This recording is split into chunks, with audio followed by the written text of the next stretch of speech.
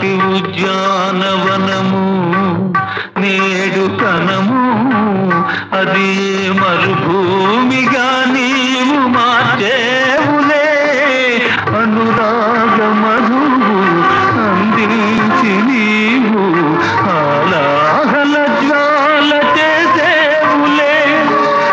ఆనంద నౌకా పయనించు వేళ శోకాల సంద్రానము చేవులే. ఎక్కడో ఎప్పుడో తేడా జరిగి ఉండొచ్చు, అందుకే ఇక్కడ ఇప్పుడు తేడా జరిగింది. తేడా పాడాలు చూసుకొని మసులుకొని ఉంటే ఇంతకాడికి వచ్చేదా మజీలో.